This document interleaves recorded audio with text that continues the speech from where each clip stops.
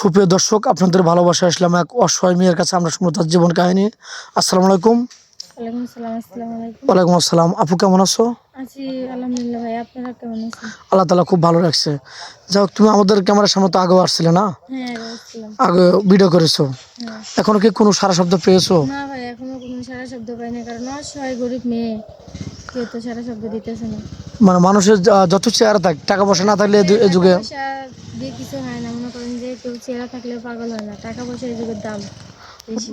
তুমি বলতে চাচ্ছ যে এই যুগে চেহারার দাম নেই, দরকার হলো টাকার। হ্যাঁ, টাকার দাম। টাকা হইলে ভালো মানুষ পাওয়া যায়, তাছাড়া পাওয়া যায় না। আচ্ছা, বুঝতে পারছি। যাই হোক, তোমার চেহারা সুন্দর, তুমি অনেক ভালো কিউট মেয়ে, নামাজ কালাম পড়ো।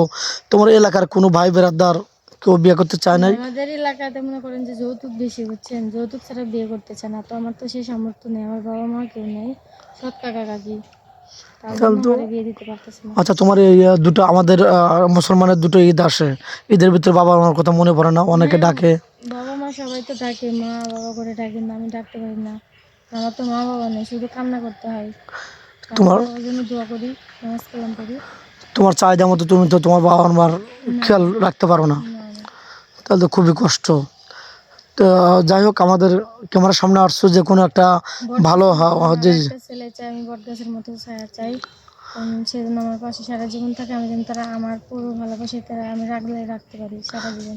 আচ্ছা, অনেক ভাই অ্যাক্সিডেন্ট করে মানে দুটো বিয়ে হয়ে যায়, কারণ হলো যে একটা বউ চলে গেছে, আরেকটা বউ দেখা যায় যে মারা গেছে অ্যাক্সিডেন্ট করে, তাহলে দুটা তার জীবনে ঘটনা ঘটে গেছে। এরকম মেন্দুল তোমাকে বিয়ে করতে চায়, তুমি কি আবার ওরকম মেয়ের সাথে বিয়ে বসবে? হ্যাঁ, ইনশাল্লাহ আমি এরকম পাইলে বিয়ে করবো, বা বয়স বেশি হইলে তখন বিয়ে করবো, বাচ্চা থাকলেও বিয়ে করবো, তাতে আমার কোনো আপত্তি নেই। কিন্তু আমি আচ্ছা। একটা ভালো মনে মানুষ চাই, মাথার উপর বট গাছের মতো একটা ছায়া চাই। আচ্ছা, তুমি কি যৌথ ফ্যামিলি চাও না সিঙ্গেল ফ্যামিলি চাও? আমি দুটাই চাই, আমার কোনোটাতে কোনো আপত্তি নেই। আচ্ছা, যৌথ ফ্যামিলি হচ্ছে আহ, তার বাবা মা থাকবে, দাদা দাদি থাকবে, সবাইকে নিয়ে তুমি আগলে রাখবে, এটা হলো যৌথ ফ্যামিলি। তাহলে তোমার এটা কি তোমার ভালো হয় নাকি শুধু স্বামীকে লাগবে সিঙ্গেল? না, না, আমার এটা হলে ভালো হয়, তার ফ্যামিলি সবার জন্য সারা জীবন ভালো রাখতে পারি, তাকে ভালো রাখতে পারি। এটা হলে সর্বোচ্চ আমার ভালো হয়, কারণ আমার মা বাবা কেউ নেই। তারা বাবা বাবা মানে আমার মা বাবা। আচ্ছা, কোনো প্রবাসী ভাই তোমাকে বিয়ে করলো, আমাদের ভিডিওর মাধ্যমে বিয়ে করে তার বাড়িতে রেখে গেল, তুমি কি তাদের সাথে প্রতারণা করে আমাদেরকে কালারিং বানাবে, এরকম আমাদের ছোট করবে? না, না, আমি কখনো এরকম করবো না। আপনাদের উপরেও সে ভরসা রেখে আমার বিয়ে করবে, আল্লাহ তাআলার উপর ভরসা করে আমি বিয়ে করতে পারি। আমি কখনো এই কাজ জীবনও করবো না, কারণ আমি একটা অসহায় মেয়ে, আমি একটা ভালো জীবন সাথী চাই। আচ্ছা, তোমাকে কোনো প্রবাসী ভাই বিয়ে করে বাড়িতে রেখে গেল, তার একটা আম্মা আছে, তার আব্বু আছে, তাদের সাথে কি দুর্ব্যবহার করবে, তাদের ওজোর পানি তুলে দেবে না, তাদেরকে খাবার দাবার দেবে না, এরকম কষ্ট দেবে কি? না, ইনশাল্লাহ আপনাদের দোয়ায় আমি তাদের নিজের বাবা মায়ের মতো দেখবো, তাদের খেয়াল রাখবো, যতদিন আমি বেঁচে থাকবো তাদের পরিবারে। তাদের কষ্ট দেবে না? না, কখনো আমি কষ্ট সত্যি দেব না। বলছো তো? হ্যাঁ, সত্যি বলতেছি ভাই, আমার তো মা বাবা নেই, মা বাবার আদর ভালোভাবে পাইনি।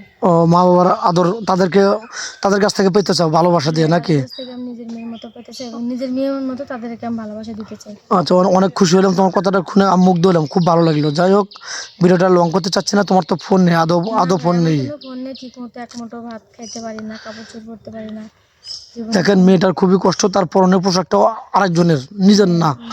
তো যাই হোক, ভিডিওটা লং করতে চাচ্ছি না, মেয়েটার কোনো ফোন নেই, আমাদের নাম্বার দেওয়া থাকবে, কেউ ভিডিও কল দেবেন না, ভিডিও কল দিলে ব্লক করতে বাধ্য হবো।